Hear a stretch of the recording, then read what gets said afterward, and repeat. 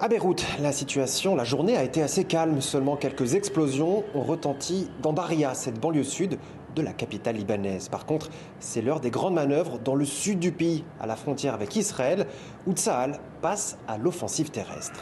Tsahal a commencé une opération terrestre au Liban afin d'éliminer les menaces et de protéger les habitants de la Galilée et du Nord. Les centaines de milliers d'habitants chiites du sud Liban qui ont quitté leur foyer continuent de le faire vers Beyrouth, ne retourneront pas chez eux au sud du Litanie tant que la sécurité des habitants du Nord ne sera pas assurée.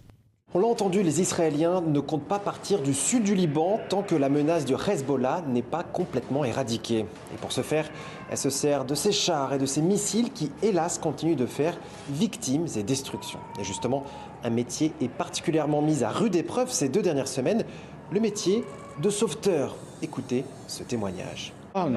C'est notre choix, il s'agit de nos proches. Pour nous, ce n'est pas simplement un travail, c'est un devoir moral, une responsabilité. Nous ne les abandonnerons jamais et nous resterons à leur côté. L'ennemi israélien fait preuve d'une cruauté extrême. Nos centres ont été directement pris pour cible. 6 secouristes ont été tués et 23 autres personnes ont été blessées. L'ennemi pense que cela nous empêchera de rester auprès des nôtres. Mais cela ne fait que renforcer notre détermination. Les secouristes doivent accomplir leur mission sous pression et sous la menace constante des attaques israéliennes. Être pris pour cible complique énormément leur travail, mais je le répète, c'est notre choix. Et quoi qu'il arrive, nous ne renoncerons pas à notre devoir. Parmi tous ceux qui ont quitté leur domicile depuis maintenant plus d'une semaine, nombreux sont ceux qui ont terminé à Beyrouth. La ville est pleine de gens, les centres d'accueil sont pris d'assaut, les réfugiés investissent places et cours d'immeubles.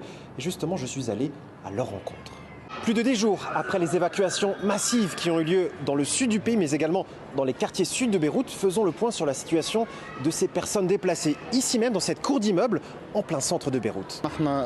Nous avons ouvert ce lieu il y a environ 11 jours, c'est-à-dire depuis le début de l'attaque israélienne contre nos quartiers. Comme vous pouvez le voir, les gens vivent ici dans des locaux commerciaux, car on ne nous a pas autorisé à les héberger dans les bureaux des étages supérieurs. Nous avons ici un grand nombre de personnes, et pour qu'elles ne restent pas dans la rue, nous avons essayé de leur fournir des tentes, même si ce n'est pas la solution idéale. Mais c'est tout de même mieux que de rester dans la rue. Le nombre de personnes dans notre centre atteint environ 720. C'est même plus que ce que le centre est capable d'accueillir. Et Dieu merci, nous faisons tout notre possible pour assurer le confort et la tranquillité de nos familles déplacées. Et pour ne rien arranger, il a énormément plu ces dernières 24 heures, rendant la situation de tous ces gens qui vivent à l'extérieur extrêmement précaire. À cause des fortes pluies, l'eau a commencé à s'infiltrer à l'intérieur des tentes. Les gens dormaient à même le sol. Leurs vêtements étaient complètement trempés. L'eau s'écoulait sur les tentes et tout ce qui s'y trouvait. Il ne restait plus rien de sec à l'intérieur. Il y a des enfants, des personnes âgées et des malades dans ces tentes. Et ce qui s'est passé dimanche peut véritablement être qualifié de catastrophe. Toute cette situation, toute cette crise humanitaire a lieu en plein Ramadan, une période si particulière pour tous les musulmans. Et ici, derrière moi, c'est la cuisine où sont préparés les repas pour le soir au moment de rompre le jeûne.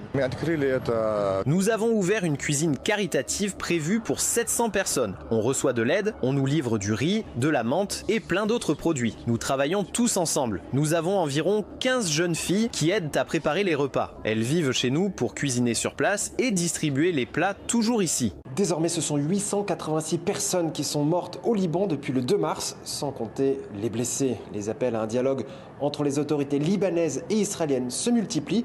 Et puis il y a ce nombre de déplacés qui s'élèverait à plus de 1 million.